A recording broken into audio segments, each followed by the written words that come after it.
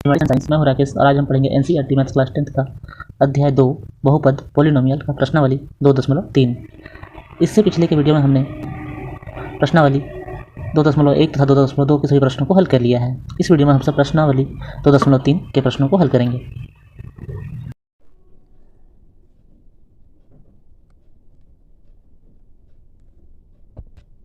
दो 2.3 का हमारा चौथा प्रश्न है, यदि x³ - 3x² + x+2 को एक बहुपद gx से भाग देने पर भागफल और शेषफल क्रमशः x - 2 और -2x+4 है तो gx ज्ञात कीजिए। तो हमें इस प्रश्न में एक बहुपद दी गई है और हमें बोला जा रहा है कि इसे बहुपद gx से भाग दिया जाता है और इससे हमें भागफल x - 2 तथा शेषफल -2x+4 है। तो हमें g(x) ज्ञात करना है। तो आइए इसे हल करते हैं। हमें दिया गया है कि हमें एक बहुपद दिया गया है x³ - 3x² + x+2। हम जानते हैं कि भाज्य बराबर भाजक गुना भागफल जोड़ शेषफल, या dividend is equal to divisor into quotient plus reminder होता है। डिवाइडेंड रूल से हम सब जानते हैं कि जिसमें भाग लगाया जाता है उसे हम सब भाज्य कहते हैं। तो हमें भाज्य बराबर x³ - 3x² + x+2 मिल जाएगी और भाग देने के पश्चात जो हमें प्राप्त होता है उसे भागफल कहते हैं। तो हमें भागफल x - 2 दी गई है तथा शेषफल जो हमें रिमेनिंग पार्ट प्राप्त होता है भागफल के पश्चात उसे शेषफल या रिमाइंडर कहते हैं, जो कि हमें प्रश्न से 2x - 2x+4 दी गई है तथा जिससे भाग लगाया जाता है उसे डिविजर या भाजक कहते हैं। तो हमें भाजक ही ज्ञात करना है जिसे हम सब g(x) से रिप्रेजेंट कर रहे हैं। तो आइए हम सब डिवाइडेंड रूल का प्रयोग करके इस प्रश्न के g(x) का मान ज्ञात करते हैं, अर्थात भाजक का मान ज्ञात करते हैं। सूत्र से भाज्य बराबर भाजक गुने भागफल जोड़ शेषफल के स्थान पर हम सब प्रत्येक का मान सब्स्टिट्यूट कर देंगे। तो भाज्य हमें प्रश्न से x³ - 3x² + x+2 दी गई है। भाजक हमें g(x) ज्ञात करना है तथा भागफल की वैल्यू x - 2 है और शेषफल हमें -2x+4 दी गई है। अब हम सब इसे सॉल्व करेंगे और आसानी से g(x) या भाजक ज्ञात कर लेंगे। तो आइए इसे आगे हल करते हैं। अगले स्टेप में हम सब सभी पदों को यूँ ही रहने दिया है और इस ब्रैकेट को ओपन किया है, जिससे यह प्लस माइनस -2x हो जाएगा और प्लस और प्लस +4 ही रहेगा। अब हम सब इसके अगले स्टेप में गुणनफल वाले पदों को छोड़कर बाकी के पद अर्थात -2x और +4 को लेफ्ट हैंड साइड भेज देंगे। तो हमारा अगला स्टेप होगा x³ - 3x² left hand side में यूँ ही रह जाएंगे और +x होगा और राइट हैंड साइड से जब -2x को लेफ्ट हैंड साइड भेजेंगे तो यह +2x में बदल जाएगा और हमारा लेफ्ट हैंड साइड का +2 यूँ ही रहेगा और राइट हैंड साइड से +4 जब लेफ्ट हैंड साइड आएगा तो यह -4 में बदल जाएगा और हमारे राइट हैंड साइड में मात्र g(x) × x - 2 बच जाएगा। अगले स्टेप में हम सब इसे आगे हल करते हैं।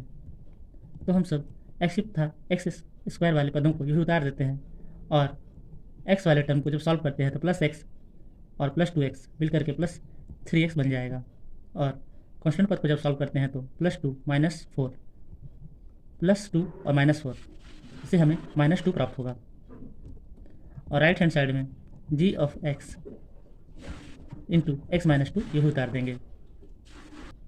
अगले स्टेप में हम सब क्योंकि gx ज्ञात करना चाहते हैं इसलिए gx को राइट हैंड साइड में रहने देंगे और gx के अलावे x - 2 को जब हम सब लेफ्ट हैंड साइड भेजेंगे तो यह गुने के रूप में थी राइट हैंड साइड में, तो लेफ्ट हैंड साइड में जाने के बाद यह बट्टे में चली जाएगी अर्थात भागफल के रूप में भाग में चली जाएगी।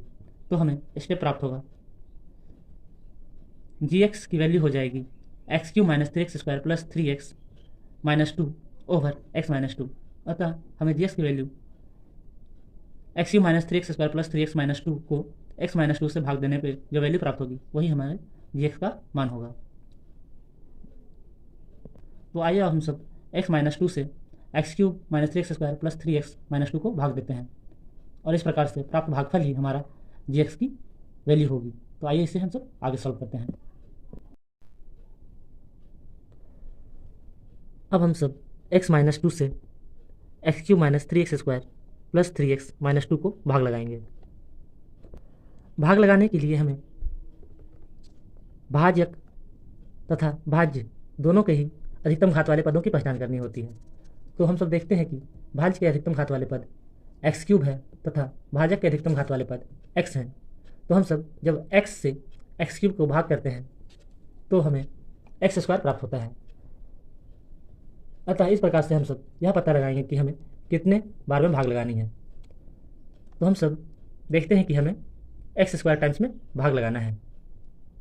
तो अब हम सब इसके निचले स्टेप को कुछ इस प्रकार से लिखेंगे कि हमें जिस भी पद से जिस भी टर्म से भाग लगानी होती है हमें उस संख्या से भाजक के प्रत्येक संख्या में गुना कर लेना होता है। तो x² को जब हम सब x से गुना करेंगे तो हमें x³ प्राप्त होगा।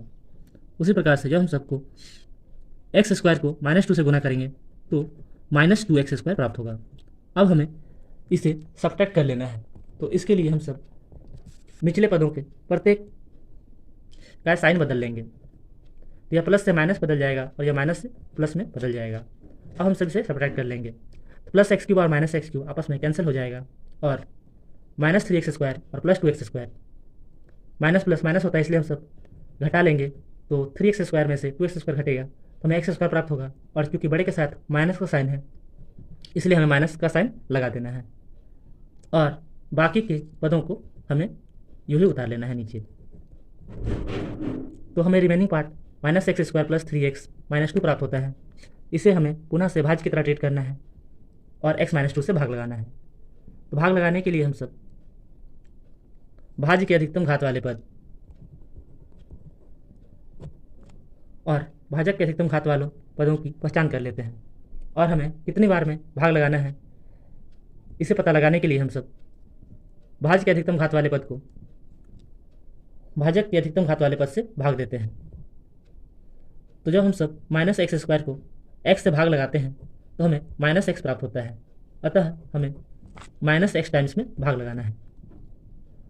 अब हम सब निचले वाले स्टेप को इस प्रकार से लिखते हैं कि जिस भी संख्या से हमें भाग लगानी होती है उस संख्या से हमें भाजक के प्रत्येक संख्या में गुना करना होता है। तो हम सब निचले वाला स्टेप को लिखेंगे -x गुने x -x² -x गुने -2 minus plus 2 into x plus 2x हो जाएगा। और अब इसे हम सब सब्ट्रैक्ट कर लेंगे। सब्ट्रैक्ट करने के लिए निचले वाले स्टेप को हमें प्रत्येक पदों का साइन बदलना पड़ेगा। तो माइनस से यह प्लस में बदल जाएगा और प्लस से यह माइनस में बदल जाएगा और हम सब इसे अब घटा लेंगे। -x² और प्लस x² आपस में कैंसिल हो जाएगा और प्लस 3x और -2x को जब हम सब सॉल्व करेंगे तो प्लस और माइनस माइनस होता है, इसलिए जब हम सब 3x में से 2x को घटाएंगे तो हमें x प्राप्त होगा और बड़े के साथ प्लस का साइन है इसलिए प्लस का साइन ही रहेगा और बाकी के बचे हुए पद अर्थात -2 को हम सब नीचे उतार लेंगे। अब हमें x -2 रिमेनिंग पार्ट में बचता है। तो हम सब देखते हैं कि हमें x -2 को भाग लगाना है और हमारा भाजक भी x -2 ही है। अतः यहाँ भाजक और रिमेनिंग पार्ट दोनों ही एक समान है, अतः यह एक बार में भाग लग जाएगा। तो हम सब +1 से भाग लगा देंगे। तो जब हम सब +1 को x से गुना करेंगे +1 इंटू एक्स तो x ही होगा और +1 इंटू -2 लिखेंगे। और अब सब्ट्रैक्ट करने के लिए हम सब निचले स्टेप को प्रत्येक पदों में साइन का बदलाव कर देंगे। तो यह प्लस से माइनस में बदल जाएगा और यह माइनस से प्लस में बदल जाएगा और अब इसे हम सब घटा लेंगे। तो हम सब देखते हैं कि x -2 और x -2 दोनों को हमें सब्ट्रैक्ट करना है, तो इसलिए दोनों को सब्ट्रैक्ट करने पे हमें 0 प्राप्त होगा। तो इस प्रकार से हमें शेषफल 0 प्राप्त होता है और भागफल x² - x + 1 प्राप्त होता है। तो यहाँ भागफल x² - x + 1 x -2 से x³ - 3x² प्लस 3x - 2 को भाग देने के कारण प्राप्त हुई है। और हमने gx का वैल्यू जानते हैं कि gx का value x³ - 3x² plus 3x - 2 over x minus two के बराबर है। तो हम जब एक्स माइनस टू से x cube minus 3x² plus 3x minus two को भाग लगाते हैं तो हम सब भागफल के रूप में x² माइनस एक्स प्लस 1 प्राप्त करते हैं। अतः gx equal to x² minus x plus 1 होगा। तो इस प्रकार से हमने gx की value x² minus x plus 1 प्राप्त की है। यहाँ तक हमने प्रश्न 4 के सभी प्रश्नों को हल कर लिया है। इसके अगले प्रश्न को हम सब अगले वीडियो में हल करेंगे। Thank you.